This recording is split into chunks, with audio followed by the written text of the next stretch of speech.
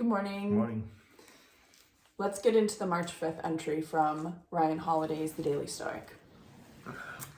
The title for today's entry is Cutting Back on the Costly.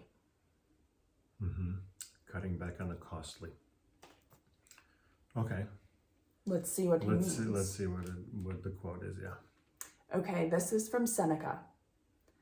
So, concerning the things we pursue and for which we vigorously exert ourselves, we owe this consideration. Either there is nothing useful in them, or most aren't useful. Some of them are superfluous, while others aren't worth that much. But we don't discern this and see them as free when they cost us dearly.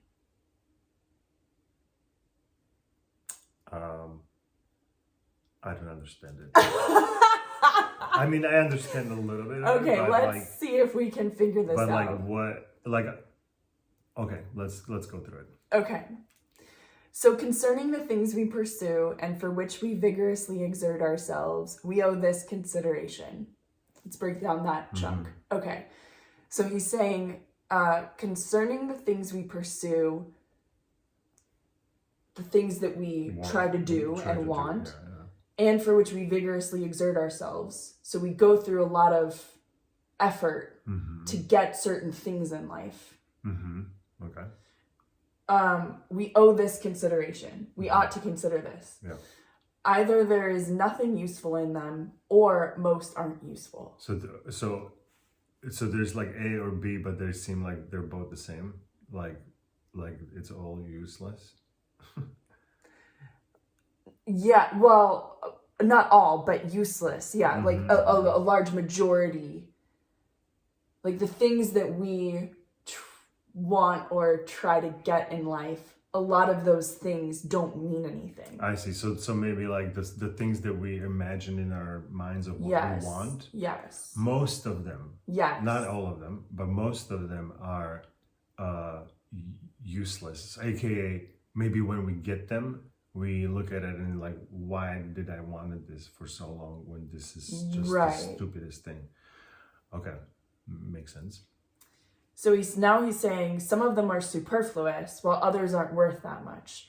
Some of them we don't need, and some of them are just not that valuable.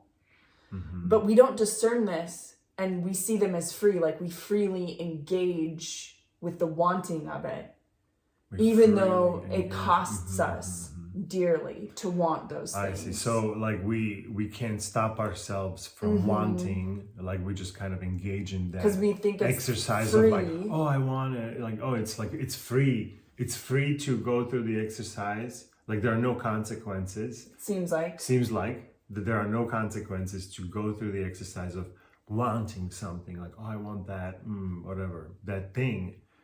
Now, I would be questioning of like, what about the things that you want, like from life, like kind of like, hey, I want to be, I want to be a musician, like that's my hobby and I want that. Like, what is that also kind of like silly and not really worth much? Well, it's interesting because he's saying, so concerning... in theory, yeah, it's not very useful because you can want it, but that doesn't mean that it's going to happen or something, you know what I mean? Yeah. So then wanting it is maybe... But then, like, how would I discern from, like, how does this work with setting goals, for example, well, you set a goal based on wanting something, right? So it's that's where it kind of logically is kind of going against each other a little bit. Yes, because when he says concerning the things we pursue and for which we vigorously exert ourselves. Vigorously exert ourselves. So like you're like hunting it down. Yeah. Like, oh, like I have to get this thing. So if it's almost like it's not clear what that means though exactly. Like are there these different levels kind of what even maybe you're talking about of like, well, how do I factor in goal setting to this? Like how do how do I use this to help me understand all of these different things we pursue? Mm-hmm. And because we're just bucketing them in this quote as if they're all in this one thing. So the quote is maybe about the things that we pursue that are kind of materialistic or something. Maybe materialistic. Yeah.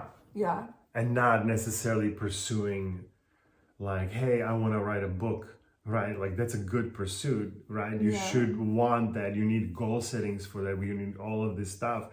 And that is a good pursuit, but he's maybe talking about only the kind of like a blinded pursuits of money, relationships, all kinds of weird materialistic things. Maybe. Okay. Maybe Ryan knows more. Maybe Ryan knows more. Of course he does. Maybe Ryan knows more about the context. But yeah, I think that is like it. I'm getting at the same place with that of now thinking about the actual application of it.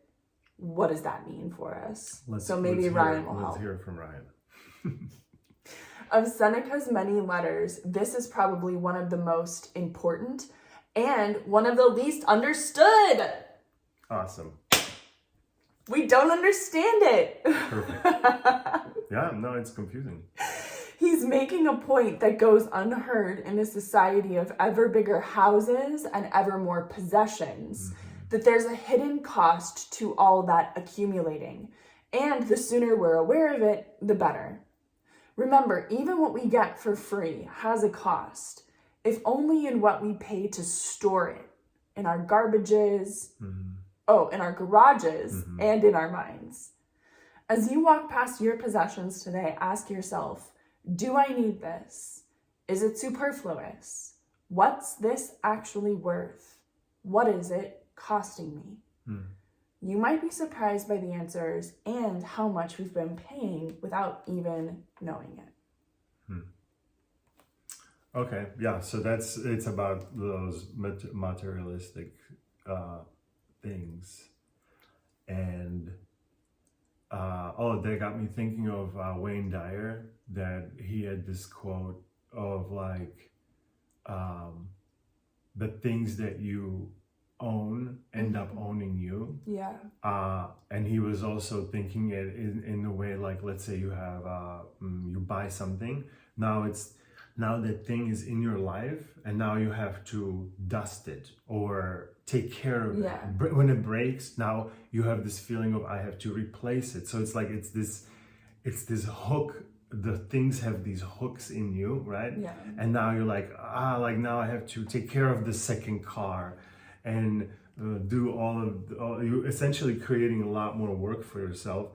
And now the things you bought for yourself, thinking that you're rewarding yourself with this material thing, end up spending more of your life on it. And it's not worth it, really. Yeah.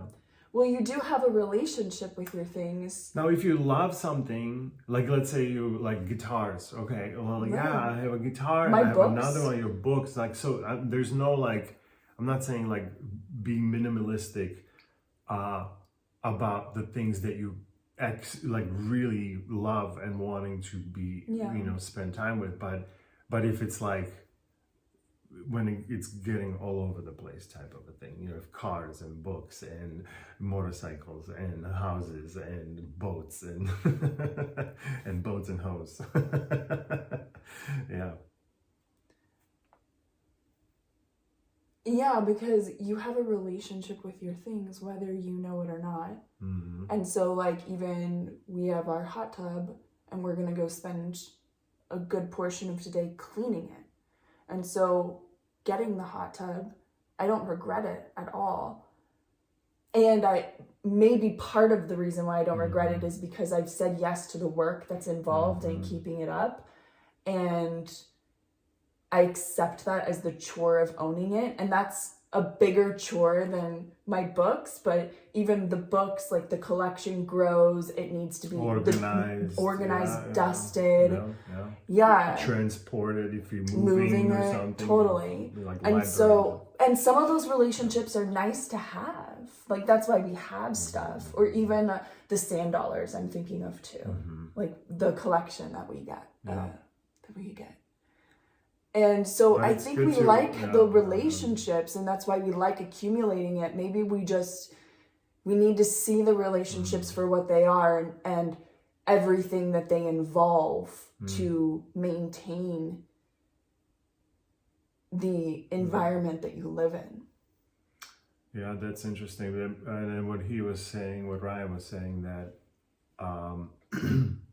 like when you walk through your place and you look at things, like, do you need all of these things, right? Yeah. Like, and then like, well, no, I don't. So then what's the action item? Oh, maybe let's do like, I was gonna say, let's give away something to somebody who needs it, right?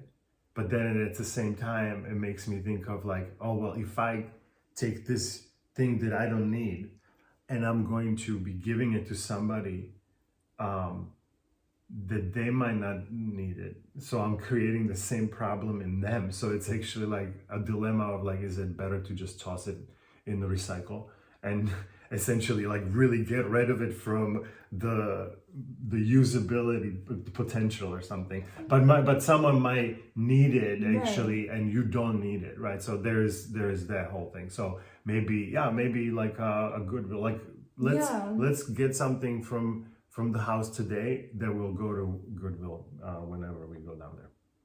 Okay. Once a year. So we create a box. Yeah, let's do it. Anything else? That's it. Awesome.